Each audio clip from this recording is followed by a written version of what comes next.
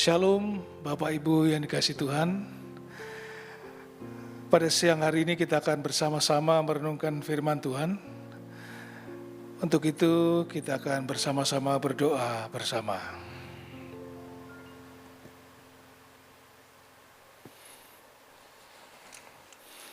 Tuhan Allah yang kami puji dan kami sembah. Kami mengucap syukur dan banyak terima kasih atas semua anugerah berkat yang Kau limpahkan kepada kami masing-masing, juga keluarga demi keluarga. Terima kasih buat hari yang indah ini Tuhan. Dan pada siang ini kami akan mendengarkan akan firman-Mu.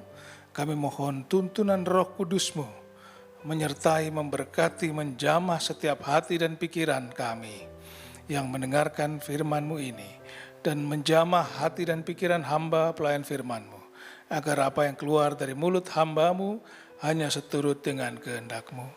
Dalam nama Tuhan Yesus Kristus kami berdoa dan mengucap syukur. Amin. Shalom Bapak Ibu yang dikasihi Tuhan. Pada kesempatan ini kita akan bersama-sama merenungkan firman Tuhan dengan tema keluarga, dengan subtema tanggung jawab masing-masing anggota di dalam keluarga. Nah Bapak Ibu yang kasih Tuhan, firman Tuhan yang akan kita renungkan, kita ambil dari Kolose pasal 3 ayat 18 sampai 21. Kolose pasal 3 ayat 18 sampai 21. Dikatakan demikian, hai istri-istri, tunduklah kepada suamimu, sebagaimana seharusnya di dalam Tuhan. Hai suami-suami, kasihilah istrimu, dan janganlah berlaku kasar terhadap dia. Hai anak-anak, taatilah orang tuamu dalam segala hal, karena itulah yang indah di dalam Tuhan. Ayat 21, hai bapak-bapak, janganlah sakiti hati anakmu, supaya jangan tawar hatinya. Nah Bapak Ibu yang dikasihi Tuhan, subtema daripada renungan kita pada sore hari ini adalah berbicara tentang tanggung jawab masing-masing anggota di dalam keluarga. Di situ ada istri, ada suami, ada anak. Nah Bapak Ibu, sayangnya ketika memikirkan keluarga, ya, banyak orang ya, yang memiliki kenangan yang tidak indah. Kalau indah nggak apa-apa, ini tidak indah. Ya. Bahkan Alkitab sendiri memiliki banyak kisah tragis tentang keluarga. Ya. Ini menunjukkan apa Bapak Ibu? Ini menunjukkan dampak kehancuran daripada dosa ya, kepada keluarga. Ketika kita melihat narasi di dalam Alkitab, maka kita melihat banyak sekali hubungan keluarga yang rusak dalam karena dosa. Dalam Alkitab tidak berbeda dengan keadaan saat ini. Dosa masih menghancurkan hubungan dalam keluarga. Dan itu semua karena tidak memiliki model rancangan keluarga yang berasal daripada Tuhan. Ya. Nah hari ini kita bahkan melihat efek dosa dalam definisi yang lain, ya, dalam pernikahan, yaitu beberapa pria memiliki banyak istri, bahkan istri memiliki lebih dari satu suami, dan bahkan ada pernikahan yang sejenis homoseksual. Ya. Ini adalah apa yang menjadi kenyataan saat ini. Nah kalau kita lihat Adam dan Hawa berdosa dari awal ya. Dan kemudian mereka mengasuh anak-anak laki-laki mereka. Ya. Dan salah satu anak membunuh anak yang lainnya. Ya.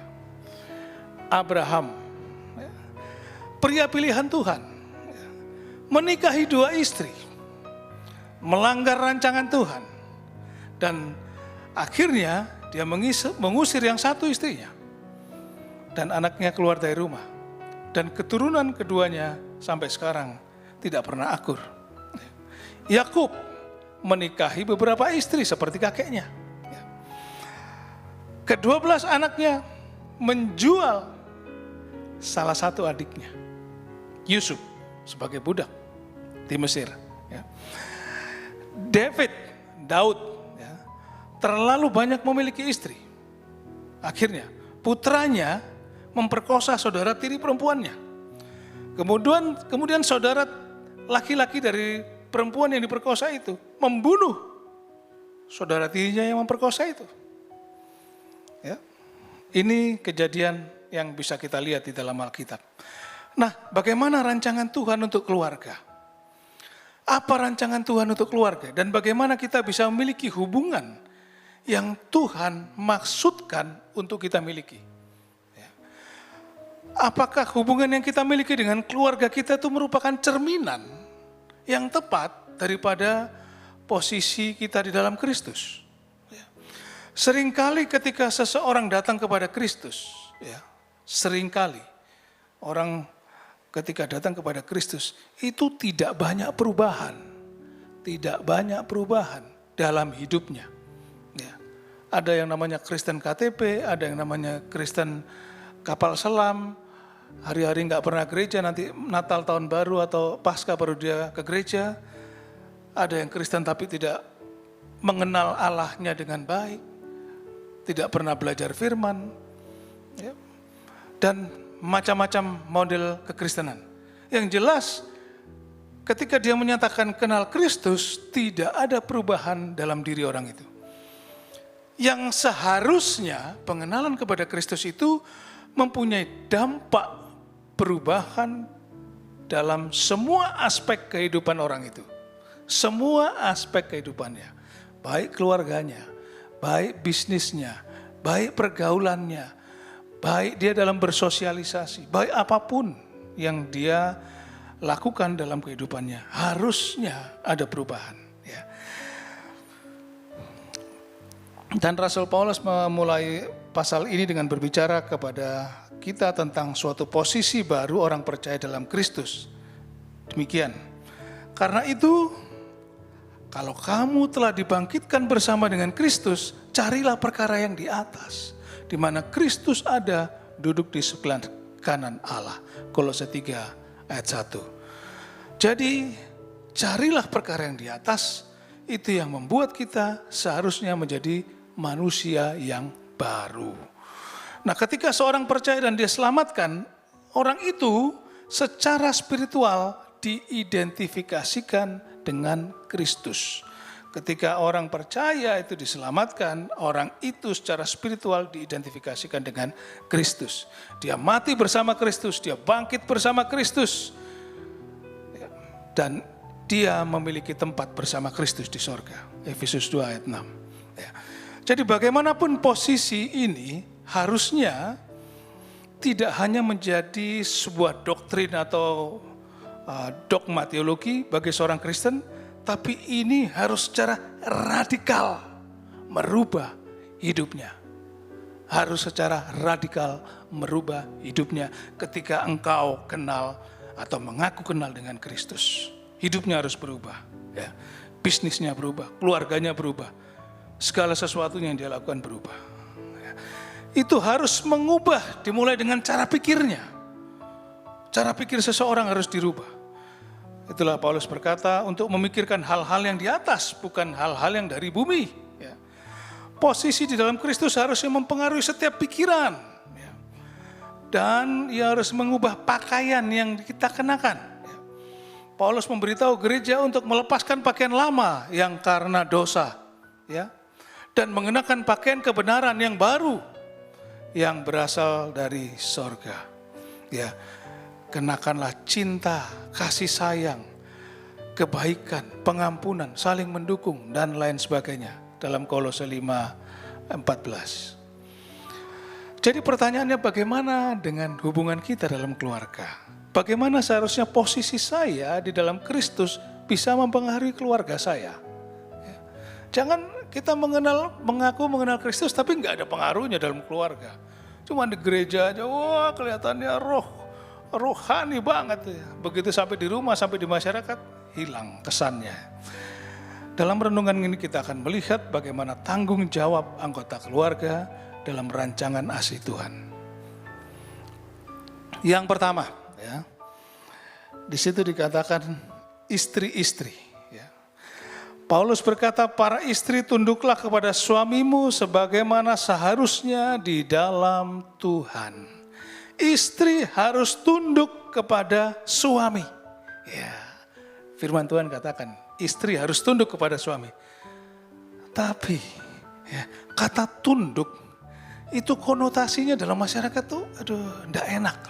Tunduk, ya, kata tunduk atau submit itu konotasinya kok rendah gitu ya. Ya, tapi kita akan renungkan di sini Bapak Ibu bahwa kata tunduk di sini atau submit itu bukan berarti Anda inferior atau lebih rendah daripada suami. Ya. Sama sekali. Sebenarnya kata tunduk itu secara sederhana itu mengatur bawahan. Ya. Artinya datang di bawah. Ya. Seorang sersan tidak kalah dengan kapten. Ya. Mereka itu sama. Namun untuk memiliki ketertiban di dalam organisasi, maka otoritas harus ada di dalam hubungan antar personil supaya tidak kacau. Jadi selalu ada perbedaan rank, tapi bukan berarti perbedaan yang satu lebih rendah, satu lebih tinggi, bukan. Adalah perbedaan fungsi dan peran. Begitu pula ketika Tuhan menciptakan suami dan istri, Dia membuatnya dengan tertib agar bisa berfungsi dengan baik. Ketundukan tidak berarti bahwa istri lebih rendah daripada suami, karena Alkitab dengan tegas menjelaskan, ya, dalam Galatia 3:28 katakan, tidak ada orang Yahudi atau orang Yunani, budak atau orang merdeka, pria atau wanita, karena kamu semua adalah satu di dalam Kristus Yesus. Ya. Jadi ada kesetaraan, namun di dalam kesetaraan itu ada peran yang berbeda. Ya. Nah, kesetaraan itu tidak bisa menghilangkan peran yang berbeda itu. Ya. Apa yang diajarkan dalam Galatia itu tidak mengubah fakta bahwa budak itu masih harus tunduk kepada tuannya di dalam mematuhi tuannya. Nah, itu adalah perannya sekalipun dia setara dengan sang tuan di hadapan Tuhan. Nah, beberapa pandangan yang agak berbeda mengatakan bahwa Galatia 3:28 itu dibenturkan dengan 1 Timotius 2 ayat 12 itu mengatakan wanita tidak perlu tunduk kepada suami dan bahwa wanita tidak perlu mempraktekkan ketundukan juga dalam gereja. Karena kita semua satu dalam Kristus, ya. Kita satu dalam Kristus, tapi bukan berarti ketundukan itu kita abaikan, karena itu masalah peran. Ya. Karena kedua ayat ini tidak bisa dipertentangan, melainkan sesuatu yang harmoni. Ya. Mengapa wanita dipanggil untuk tunduk kepada pria? Bagaimana ini tercermin di seluruh Alkitab? Mari kita kembali ke dalam Kitab Kejadian 1 ayat 26-27, ketika Tuhan berkata, mari kita menjadikan manusia menurut gambar kita, ya, dalam rupa kita, dan membiarkan mereka menguasai ikan di laut dan seterusnya dan seterusnya. Ya.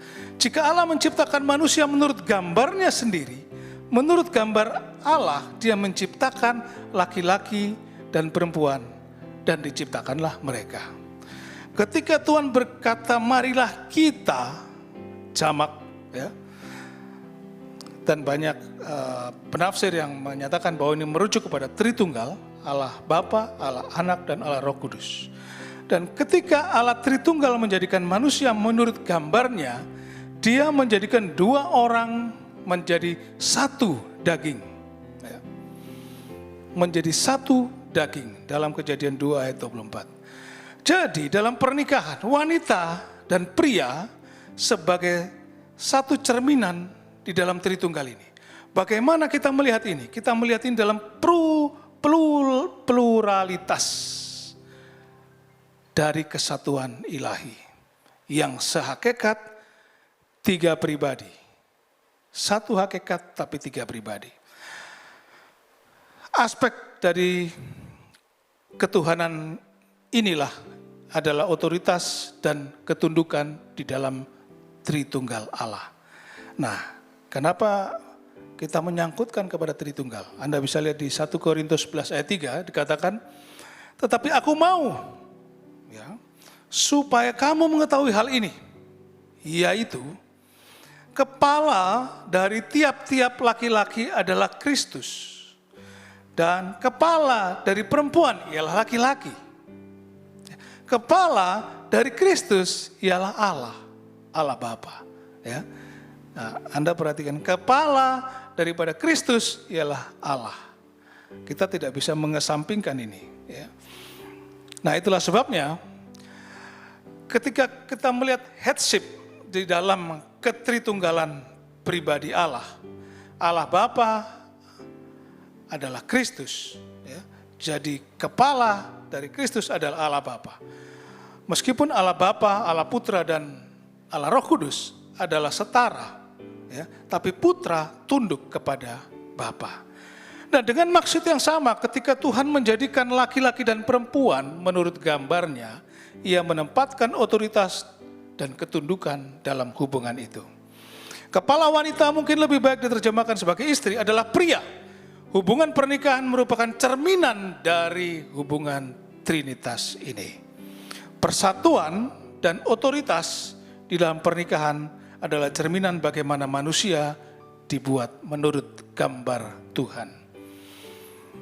Nah, salah satu aspek yang indah dari Tritunggal atau Trinitas ini adalah bahwa Allah Bapa tidak mendominasi atau memaksa Allah Anak untuk tunduk kepadanya. Tapi penyerahan dan otoritas terjadi dalam konteks kasih Allah Bapa kepada Allah Anak. Ya. Dengan cara yang sama, saya ulangi, dengan cara yang sama, sebagai suami, saya tidak menuntut istri saya untuk tunduk kepada saya. Ya. Saya mencintainya, merawatnya, mendorongnya untuk bertumbuh dalam Tuhan dan melayani dia. Maka istri juga akan tunduk kepada saya dengan sukarela. Ya. Saya tidak perlu memaksakannya, tetapi saya harus memberikan cinta kasih yang terbaik sehingga dia boleh tunduk dengan sukarela. Submission in the context of love. Saat kejatuhan manusia, pernikahan jadi rusak, ketundukan dalam konteks hubungan cinta dihancurkan, dan akibatnya kita semua melihat kehancuran di sebagian besar pernikahan sampai saat ini. Bahkan lebih dari 50% pernikahan berakhir dengan perceraian. Ya. Istri mencoba untuk mengontrol suami. Suami mencoba untuk mengatur dan mendominasi istri. Ya. Citra Tuhan telah terdistorsi total. Dan konsekuensinya adalah kekacauan dalam masyarakat. Ya. Jika rumah tangga rusak, keluarga rusak, maka dipastikan sistem pendidikannya juga rusak karena di dalamnya ada anak. Ya. Dan kalau anak rusak, masyarakat rusak, pemerintahan rusak. Karena rumah adalah tumpuan daripada masyarakat. Bapak Ibu yang kasih Tuhan, Tuhan memulai pembangunan komunitasnya di bumi ini dengan pernikahan. Ya, dari 2 orang. Dan ketika pernikahan tidak berjalan dengan benar, segala sesuatu yang lain akan menjadi menyimpang. Ya. Nah, modal yang sempurna untuk ditiru oleh seorang istri adalah ketaatan Yesus. Ya, dia tidak pernah lebih rendah dibandingkan dengan Allah Bapa. Dia tidak pernah merasa lebih rendah. Ya, kadang-kadang perasaan itu yang membuat kita rendah. Namun dia dengan sengaja dan penuh sukarela tunduk kepada Bapa. Begitu pula istri harus tunduk kepada suami, karena itu sesuai di dalam Tuhan. Nah, itu untuk istri. Nah, sekarang bagaimana untuk suami? Ya. Suami atau the husband's responsibility to his wife. Bagaimana dengan peran suami? Firman Tuhan berkata kepada para suami bahwa mereka harus mencintai istrinya. Perlu diketahui bahwa dalam konteks kuno, pernyataan ini cukup radikal ya, dalam konteks kuno. Hal ini bertentangan dengan norma-norma masyarakat saat itu. Ya. William Barclay mendeskripsikan konteks kuno Yahudi dan Yunani dalam komentarinya tentang kitab Kolose. Ya. Dalam budaya atau dalam budaya Yahudi, wanita itu seperti benda, ya, milik suaminya. Seperti halnya rumah atau apartemen atau mobil atau harta benda lainnya. Dia tidak memiliki hukum apapun. Misalnya di bawah hukum Yahudi, seorang suami dapat menceraikan istrinya untuk alasan apapun, sementara istrinya tidak memiliki hak sama sekali untuk memulai perceraian. Ya. Dan satu-satunya alasan untuk menceraikannya ialah jika suaminya menderita kusta, melepaskan keyakinannya, atau melakukan pelecehan terhadap seorang perawan. Itu di dalam masyarakat Yahudi kuno. Masyarakat Yunani saat itu ya, seorang wanita yang terhormat hidup di dalam kehidupan seperti di dalam pengasingan. Dia tidak pernah muncul di jalanan sendirian, bahkan untuk berbelanja, ya, tidak bisa jalan sendirian gitu. Dia tinggal di tempat khusus wanita dan tidak bergabung dengan laki-laki di dalam rumah tangganya.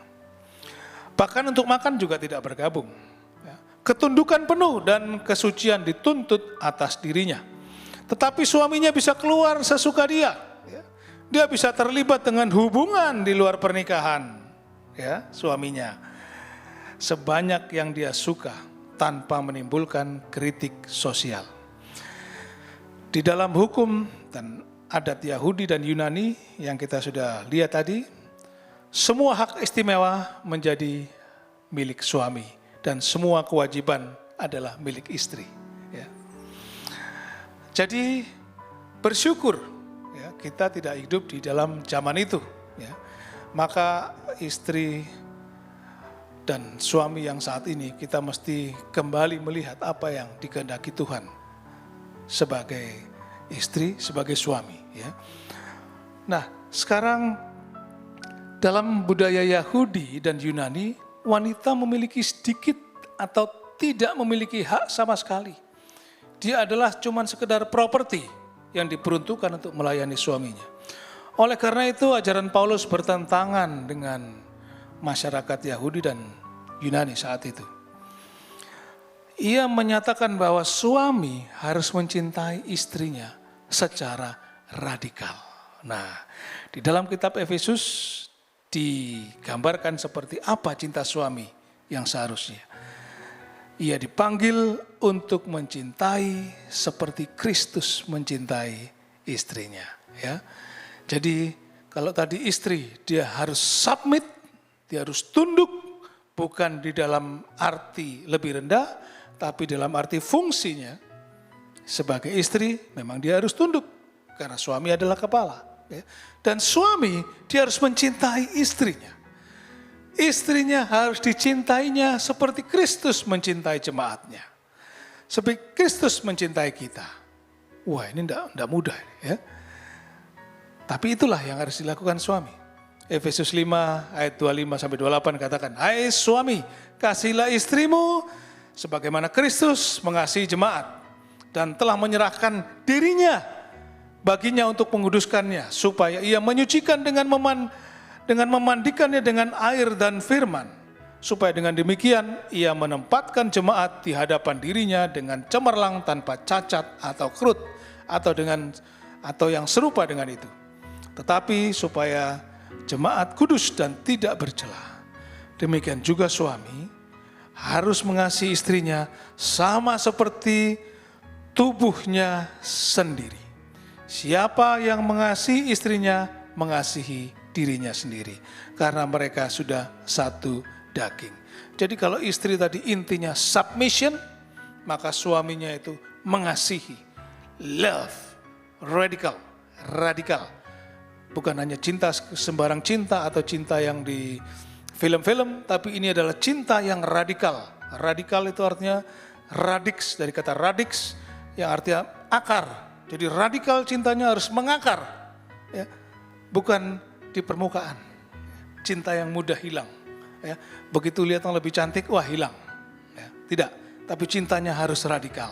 Nah, untuk mendapatkan cinta yang seperti itu, maka inilah karakteristik of husband's love. Karakteristik daripada cinta suami. Yang pertama, cinta suami itu harus realistik. Ya. Anda harus sadar bahwa ketika kita ketika Anda mengawini istri Anda, ya, dari awal, bahwa dia tidak akan cantik secantik ini terus sampai tua. Mungkin sekarang langsing, nanti bisa langsung. Mungkin sekarang masih mulus, nanti bisa keriput. Ya. Mungkin sekarang bisa sehat, nanti bisa sakit. Jadi kita mesti realistik sebagai seorang suami, sebagai seorang laki-laki. Cinta itu harus realistik, bukan buta. Kalau pacaran semua masih indah, tapi ketika kawin belum tentu semua masih indah. Kelihatan semua aslinya. Dan itu enggak semuanya indah kadang-kadang. Ya. Syukur-syukur kalau indah semuanya. Tapi kalau tidak, Anda enggak bisa menarik lagi cinta Anda. Ya. Kita mesti realistik. Ya. Mungkin dia akan setelah pacaran hilang, masa pacaran selesai, dia akan berubah jadi kasar. Mungkin dia akan begini, mungkin dia begitu. Ya. Tapi kita harus memiliki cinta yang radikal itu. Ya. Nah, karena cinta yang tidak realistis itu, maka banyak pernikahan yang gagal. Kapan? Di tahun pertama. Di tahun pertama. Ya. Banyak pernikahan yang gagal. Bahkan ada seorang artis yang menceraikan istrinya 1 hari setelah pernikahan. Hari ini menikah, besoknya dicerai. Ya. Bertahun-tahun yang lalu. Ya. Kenapa? Karena ketahuan tidak perawan. Ya. Cinta yang seperti ini. Ya. Jadi kita mesti sebagai seorang laki-laki, suami kita mesti realistik. Ya. Yang kedua, the husband's love must be sacrificial. Ya. Cinta seorang laki-laki itu harus cinta yang penuh pengorbanan. Ya. Karena Kristus yang kasih contoh. Contohnya ada jelas dalam Kristus. Suami harus mencintai istrinya seperti Kristus mencintai gerejanya dan rela mati untuk gerejanya, untuk umatnya. Jika ada yang merasa istri-istri bilang, wah peran istri harus tunduk kepada suami, ini tidak adil dan berlebihan. Ya, gampang mana tunduk atau mati demi istrinya, demi orang lain. Itu tugas suami, rela mati demi istri, demi keluarganya. Istri tunduk kepada suami. Suami mencintai sampai rela mati.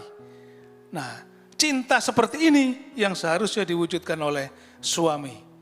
Ya, dan Anda tidak mungkin mewujudkannya tanpa anugerah pertolongan Tuhan melalui Roh Kudus. Ya, mencintai dengan berkorban berarti suami terkadang harus menyerahkan atau mengorbankan hal-hal yang dia sukai. Misalnya hobinya, ya. Mau hang out sama teman-teman nggak bisa, mau liburan ke sana ke sini sama teman-teman nggak bisa karena istrinya minta ditemenin. Persahabatannya yang biasanya harus ke sana ke sini nggak bisa. Ya, bahkan kariernya pun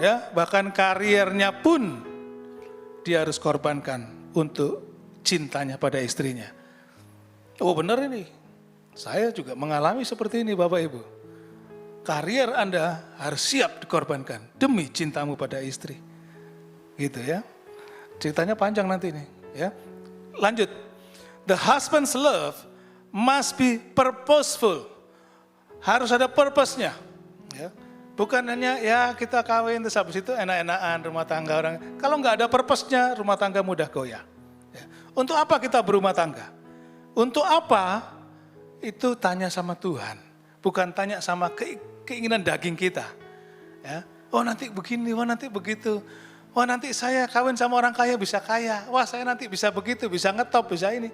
Itu purpose yang bukan pada tempatnya. Ya. Tapi Tuhan punya purpose dengan pernikahan Anda. Tuhan punya purpose dengan keluarga Anda. Kristus menjadikan gerejanya kudus dan mencucikan gerejanya. Tujuannya untuk menjadikan mempelainya ini, gereja itu adalah mempelai Tuhan, mempelai Kristus supaya sempurna. Demikian juga suami harus mencintai istrinya melalui pengajaran Alkitab. Mengajak istrinya aktif di gereja, aktif melayani, aktif dalam kelompok-kelompok PA, di mana dia bisa bertumbuh, ya, keluarga bisa bertumbuh, istri bertumbuh, suami bertumbuh, anak bisa bertumbuh. Mengembangkan karakter istrinya, ya, purpose, panggilannya dikembangkan. Cinta suami harus punya purpose, ya. Kadang-kadang harus ditegur, enggak masalah, jangan sakit hati. Selama tegurannya itu benar, bukan emosi, bisa diterima, ya. Karena cinta ini punya tujuan, bukan cinta buta. Ya. Cinta ini punya tujuan. Ya. Yang keempat, the husband's love must be personal, harus personal. Ya. Seorang suami itu pasti mencintai tubuhnya sendiri. Dia rawat giginya, dia menyisir rambutnya, dia rawat pakaiannya. Setiap hari dia memelihara tubuhnya. Dengan cara demikian dia harus mempertahankan pernikahannya. Nah, pernikahannya harus dipertahankan dengan cara begitu. Kadang masa sulit, kadang masa susah. Tapi itu yang harus kita pertahankan, rawat pernikahannya. Jangan karena terlalu sibuk, alasan sibuk, atau sibuk sendiri, urusan pekerjaan, urusan apapun, sehingga perawatan keluarga tidak diindahkan. Sehingga tumbuh-tumbuhan liar di dalam taman rumah kita ini. Ya, cinta ini perlu dirawat. Cinta harus bersifat pribadi. Ya, kalau kita menyayangi istri kita akan merawat dia seperti merawat seperti diri kita sendiri. Ya, itulah sebabnya. Jadi yang pertama tadi cinta laki-laki itu, husband itu harus realistik. Yang kedua harus sacrificial, harus penuh pengorbanan. Kalau nggak berkorban itu namanya bukan cinta. Ya, harus purposeful, harus punya purpose, dan yang terakhir harus personal. Ya. Jadi 4 itu adalah karakteristik dari cinta suami kepada kepada istri. Nah, apa yang harus dilakukan wanita ketika pria tidak mencintainya? Nah, atau tidak berusaha untuk memimpinnya secara rohani, ya, seperti yang tadi dikatakan, dia harus memimpin, mendorong supaya secara kerohanian dia meningkat hubungannya dengan Tuhan. Apakah wanita menghadapi pria seperti ini kemudian dia cari jalannya sendiri? Oh tidak, ya. Wanita atau istri tetap harus tunduk kepadanya, tetap tunduk, berdoa untuknya, dan tetap mencintainya. Dia harus dengan lembut mendorongnya dalam peran kepemimpinannya. Bukan malah ngomel-ngomeli, ya. Kadang suami itu seperti nggak punya harga di hadapan istrinya. Kadang ada julukan ini suami DKI, dibawa ke tiap istri. Suami-suami takut istri. Anda pikir itu sesuatu lelucon? Itu ketidakbenaran dalam fungsi tatanan kehidupan keluarga yang dikehendaki Tuhan. Mana bisa kepala dibawa ke tiap istri, ya. Suami berkorban rela mati untuk istri bukan karena dia tunduk kepada istri, tapi karena dia kasih kepada istri. Ya. Demikian juga istri tunduk kepada suami bukan karena suami lebih daripada istri, tapi karena cintanya suami sehingga istri harus tunduk, bukan harus tunduk, tapi akan tunduk dengan sendirinya dengan sukarela. Kenapa tidak tunduk? Orang kita diberikan semua nyawanya, ya. Dikasihi, disayangi, dan segala macamnya. Ya. Dan biarlah kesucian tingkah laku yang saleh dan doamu yang mengubah hati suami. Ya. 1 Petrus 3 ayat 1 dan 2 katakan, demikianlah juga kamu, hai istri-istri, tunduklah kepada suamimu, supaya jika ada di antara mereka yang tidak taat kepada firman, mereka juga, perhatikan baik-baik, tanpa perkataan dimenangkan oleh kelakuan istrinya. Tanpa perkataan dimenangkan oleh kelakuan istrinya. Jika mereka melihat bagaimana murni dan salehnya hidup istri mereka itu. Ya. Nah, ini yang terakhir Bapak Ibu. Bagaimana peran anak-anak? Ya. Peran anak-anak adalah menghormati. Siapa anak ini? Anak ini adalah anak yang masih tinggal dengan orang tuanya. Yang masih tinggal di rumah di bawah bimbingan orang tuanya. atau anak-anak yang belum menikah yang masih tinggal di dalam orang tuanya, maka dia harus taat kepada orang tuanya. Ya. Apa yang dilakukan oleh anak yang paling benar adalah menghormati, mentaati orang tuanya. Ya. Menghormati, memberi penghargaan yang tinggi, memelihara, menunjukkan kasih kepada mereka, menunjukkan rasa hormat, menyegani, mentaati apa yang dikatakannya. Ya. Paulus berkata bahwa anak-anak yang tidak mentaati orangnya itulah indikator. Ya. Inilah dunia tempat di mana orang-orang menyangkal Tuhan.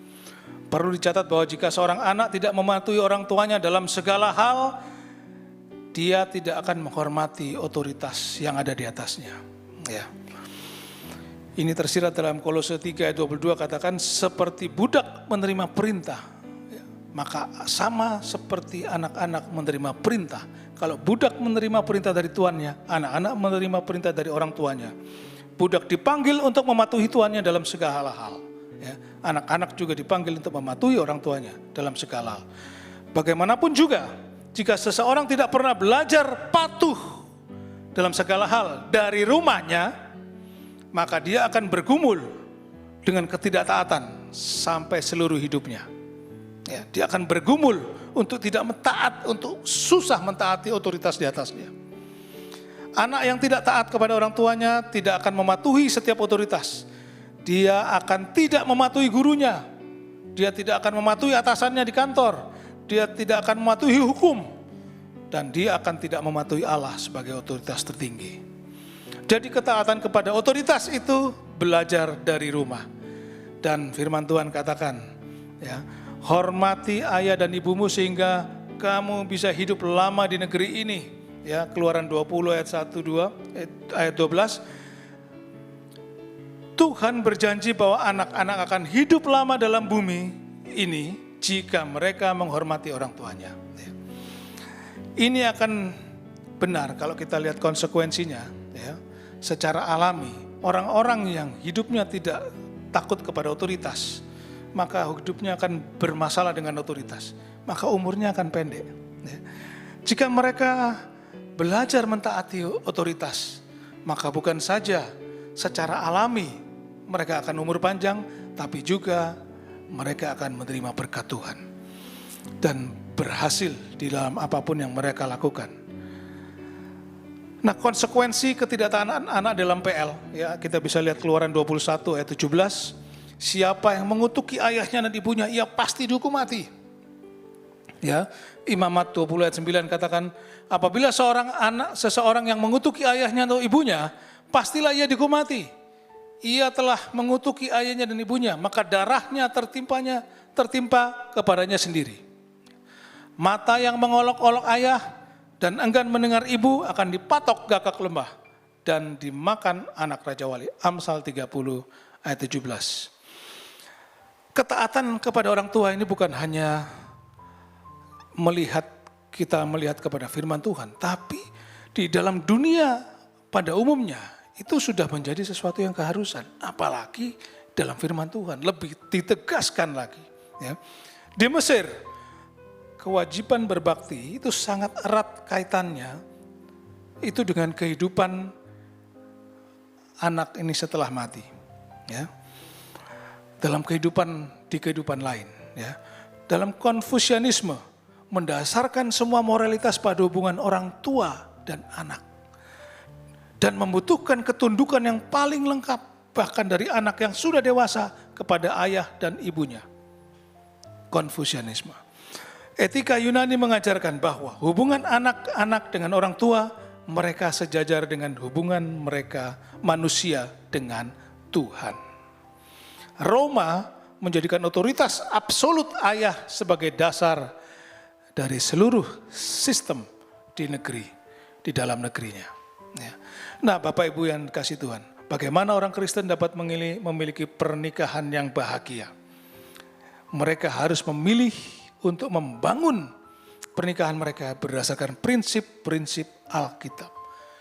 Untuk itu memilih bukan dengan sendirinya. Anda harus berkorban dan melakukannya berdasarkan prinsip-prinsip Alkitab. Hubungan harus dibangun atas ketundukan dan cinta dan ketaatan. Allah Bapa telah bersama berdiam dalam hubungan timbal balik dengan Allah Putra dan Allah Roh Kudus tanpa perceraian. Dialah yang menjadi model dalam hubungan pernikahan. Dan dialah yang tahu bagaimana memperbaiki hubungan yang sudah rusak. Jadi datanglah kepada Dia. Jika pernikahan rusak, kita harus kembali kepada Sang Pencipta. Pernikahan agar bisa diperbaiki, kita harus tunduk kepada keinginan dan rencananya yang sempurna, bukan pada rencana kita pribadi. Tuhan memberkati, semoga setiap kita masih diberi kesempatan untuk memperbaiki hubungan keluarga demi keluarga untuk kebaikan dan kemuliaan nama Tuhan, untuk kebaikan keluarga dan untuk kemuliaan nama Tuhan. Mari kita bersatu dalam doa. Kami mengucap syukur Tuhan buat firman yang telah kami renungkan bersama. Tolong kami, tuntun kami Tuhan sebagai istri untuk kami tunduk kepada suami. Seperti juga suami untuk mengasihi istri dengan rela berkorban bahkan nyawa sekalipun. Demikian juga untuk anak. Berikanlah kami kemampuan untuk taat kepada orang tua kami. Dan tutup bungkus keluarga kami Tuhan di dalam ketaatan kepadamu. Di dalam ketaatan kepada prinsip-prinsip kerajaan Allah. Supaya keluarga ini boleh berjalan dengan baik dan benar dan bahagia. Inilah permohonan kami kepadamu ya Tuhan. Mampukan suami untuk mencintai istri, mampukan istri untuk tunduk kepada suami, mampukan anak-anak untuk taat kepada orang tua. Dan semuanya ini dibungkus, disatukan, dikuasai oleh kuasa Roh Kudus-Mu yang tidak pernah meninggalkan kami. Tuhan, inilah doa sembahyang kami. Berkati setiap keluarga di dalam jemaat ini. Berkati setiap keluarga yang retak, berkati setiap pernikahan yang hancur. Pulihkan, kuatkan kembali untuk kembali dalam merangkai hidup rumah tangga di dalam kerendahan hati. Untuk kemuliaan nama-Mu Tuhan, kami serahkan setiap keluarga dan setiap pribadi, setiap suami, setiap istri, dan setiap anak-anak. Dalam nama Tuhan Yesus Kristus kami berdoa dan mengucap syukur. Amin.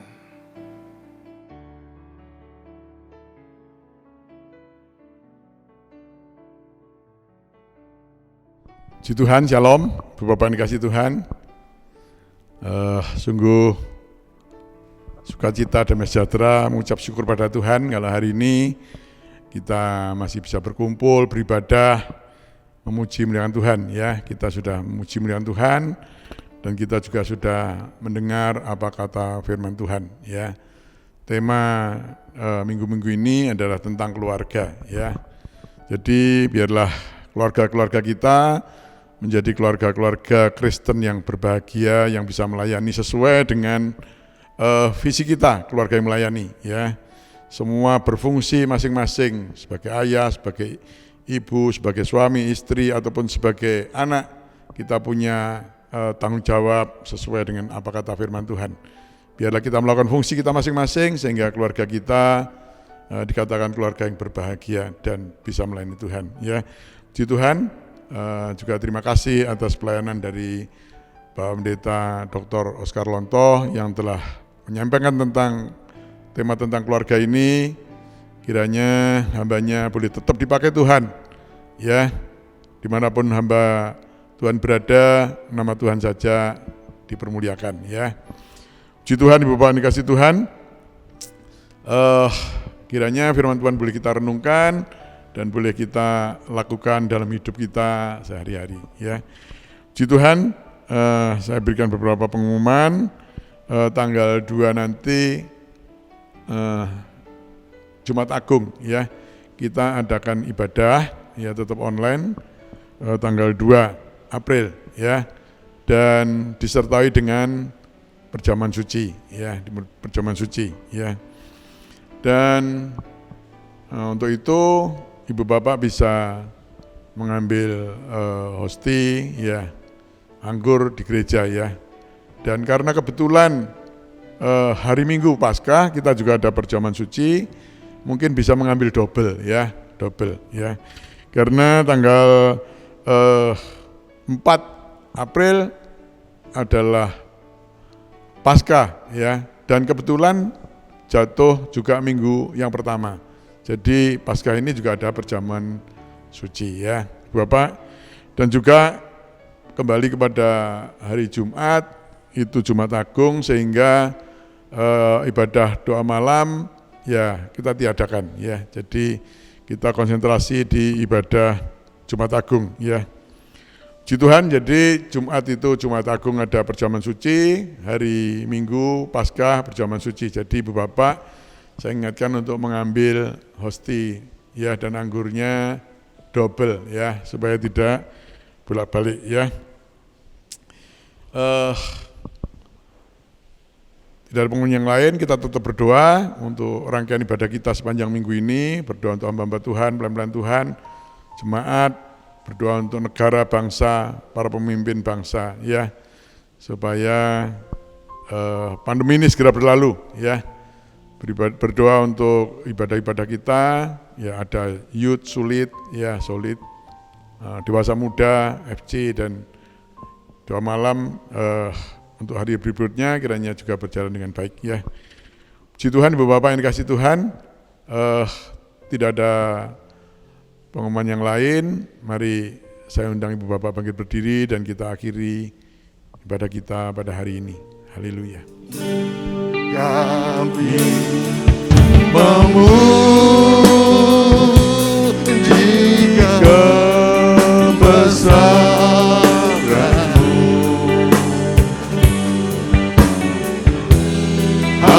ajaib Tuhan,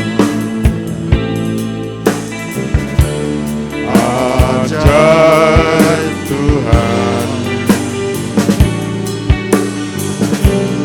Kami memuji kebesaran-Mu,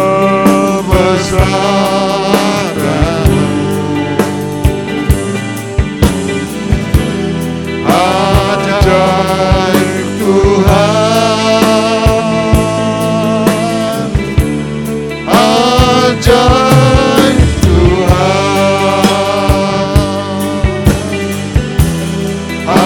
ajaib Tuhan,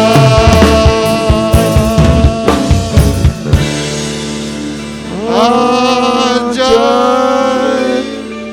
Tuhan.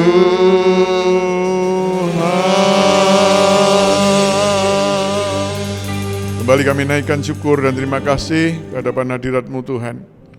Atas segala kasih murahan-Mu, Engkau telah pimpin ibadah kami, mulai awal, pertengahan hingga selesainya. Kami boleh memuji, menyembah, meninggikan Tuhan, dan kami boleh mendengar apa kata firman Tuhan. Tuhan memberkati umat-Mu, domba-domba-Mu yang telah setia di dalam beribadah, walau masih online Tuhan. Berkati anak-anak-Mu yang ambil bagian dalam pelayanan, apapun pelayanan mereka, Tuhan juga memberkati. Terlebih memberkati hamba-Mu, Bapak Pendeta Dr. Oscar Lontoh Tuhan, yang telah menyampaikan kabar baik, tema tentang keluarga. Kiranya Engkau memberkati, jadikan hamba-Mu hamba kebenaran, dan dimanapun hamba-Mu berada, nama Tuhan saja dipermuliakan.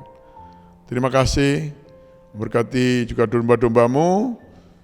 Kalau hari-hari ini di masa sulit pandemi ini, jagai Tuhan dengan kesehatan yang luar biasa. Bagi yang kehilangan pekerjaan, Tuhan berikan pekerjaan. Bagi yang jalan buntu, Tuhan berikan jalan keluar. Terima kasih, berdoa untuk seluruh rangkaian ibadah minggu depan. Ya, ada ibadah Jumat Agung, ibadah Paskah. Kiranya Tuhan Yesus berkati urapi anak-anak-Mu, hamba-hamba-Mu yang melayani di dua ibadah ini, juga berjamuan suci Tuhan. Biarlah kami semua mempersiapkan hati dan pikiran kami untuk bersekutu dengan tubuh dan darah Kristus. Terima kasih, Tuhan juga memberkati negara kami, bangsa kami, para pemimpin kami Tuhan. Mulai Bapak Presiden sampai aparat yang terendah. Kiranya Engkau berikan hikmat sehingga dapat memimpin negeri ini menuju masyarakat adil makmur, segera bebas COVID dan segera dapat mengatasi masalah-masalah ekonomi juga yang timbul Tuhan. Terima kasih Bapa dalam surga. Saatnya sebentar juga kami akan akhiri ibadah kami sepanjang hari ini. Tuhan, sebelumnya turunkanlah berkat-Mu atas kami. Oleh karena itu, Ibu Bapak Saudara yang kasih Tuhan, mari kita angkat kedua tangan kita. Kita akan terima berkat daripada Tuhan. Ibu Bapak Saudara yang kasih Tuhan, terimalah berkat damai sejahtera dari Bapa di surga. Kasih sayang dari Putra yang tunggal Tuhan kami Yesus Kristus, juga persekutuan Allah Roh Kudus, menyertai, memberkati rumah tangga saudara, memberkati kesehatan saudara, memberkati usaha pekerjaan saudara, memberkati pendidikan seluruh keluarga saudara, terlebih memberkati pelayanan saudara. Hari ini, besok, bahkan sampai selama-lamanya. Demi nama Tuhan Yesus kami berdoa dan kami ucap syukur. Haleluya.